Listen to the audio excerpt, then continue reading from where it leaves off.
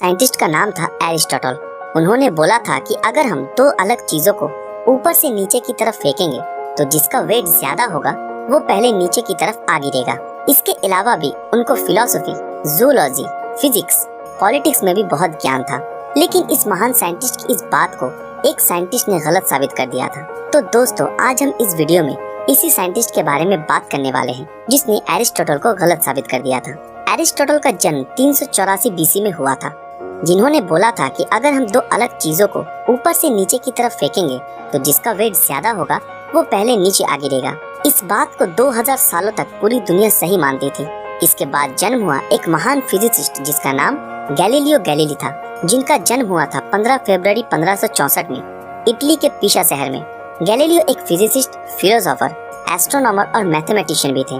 1581 इस साल जब उनकी उम्र 17 साल की थी, तब एक दिन गैलीलियो जब चर्च में प्रेयर के बाद बैठे हुए थे, तब उन्होंने देखा चर्च के ऊपर एक झूमर जो कॉन्स्टेंटली हिल रहा था। थोड़ी देर के बाद हवा जब और जोर से चलने लगी, तब झूमर और भी जोरों से हिलने लगा। इसके बाद उन्होंने अपने नर्व्स की पल्स के साथ उस झूमर के दोलन की टाइमिंग को चेक किया। बाद में जब हवा कम होने लगी और दोलन कम होता गया, तब फिर से अपनी पल्स को गैलीलियो ने चेक किया और वो हैरान रह गए, क्योंकि दोलन छोटा होने के साथ साथ टाइम भी कम होना चाहिए था।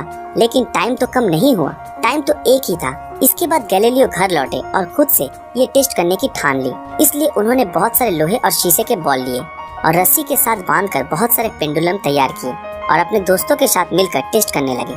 जिसके बाद उन्होंने देखा सारे पेंडुलम का समय एक ही आ रहा था। पेंडुलम चाहे किसी भी चीज से बना हो, उसका समय एक ही आ रहा था। बाद में उन्होंने रस्सी की लंबाई को और बढ़ा दिया, जिसके बाद गैलीलियो ने देखा कि लंबाई को बढ़ाने से दोलन के समय में चेंज आ रहा था।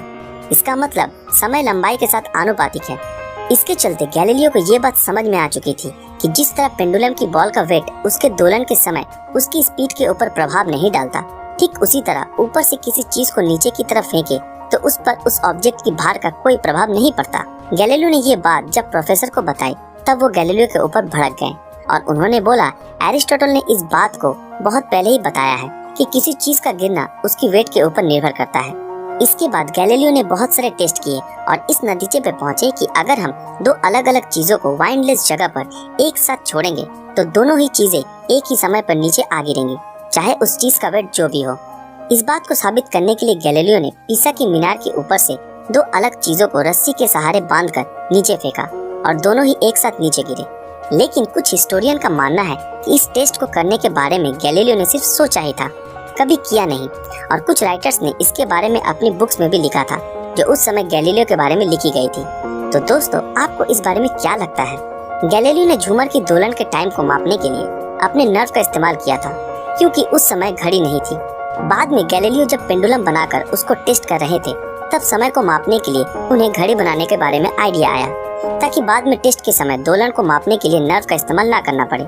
इसके चलते गैलीलियो ने घड़ी बनाने की बहुत कोशिश की, लेकिन वो बना नहीं पाए। बाद में क्रिश्चियन हिगिंस ने इस पेंडुलम के आधार पर पहला पेंडुलम घड़ी का इन्वेंशन किया, जो लगभग 250 साल से दुनिया को समय बताने वाला सबसे अच्छा घड़ी हुआ करता था। गैलीलियो गैलीली को 1609 में टेलीस्कोप के बारे में पता चला, तब उन्होंने खुद का टेलीस्कोप बनाया। बाद में गैलीलियो ने उसमें बहुत ज्यादा सुधार भी किए। गैलीलियो ने टेलीस्कोप का इन्वेंशन तो नहीं किया, लेकिन वो पहले इंसान थे जिसने किसी ऑप्टिकल इंस्ट्रूमेंट का इस्तेमाल करके यूनिवर्स को स्टडी किया था। गैलीलियो ने बोला था कि हमारे सोलर सिस्टम के मिडिल में सूरज है और सारे ग्रह सूरज का चक्कर लगाते हैं। ये बात पहले निकोलस कोपरनिकस ने भी कही थी, लेकिन किसी ने उनकी बात नहीं मानी। इसी बात को जब गैलीलियो ने बोला, तब उस समय के एस्ट्रोनॉमर्स ने इस बात को गलत बताया, जिसके चलते 1615 में इस बात को रोमन कैथोलिक चर्च ने जांच की और गैलीलियो की इस थ्योरी को गलत बताया गया, क्योंकि ये थ्योरी बाइबल के बताए गए कुछ बातों का खंडन करते थे। जिसके चलते गैलीलियो को दोषी माना गया और उनको मजबूर किया गया कि वो सबको ये बताएं कि उनकी ये थ्योरी गलत है। इसलिए उनको उम्र कैद की सजा भी दी गई, बाद में जिसको हाउस अरेस्ट में बदल दिया गया। इसके चलते 1638 में गैलीलियो की आंखों की रोशनी पूरी तरह से चली गई। इसके सिर्फ 4 साल बाद यानी 8 जनवरी 1642 में इस महान फिजिसिस्ट का देहांत हो गया। गैलीलियो गैलीली उस समय के एक महान फिजिसिस्ट थे।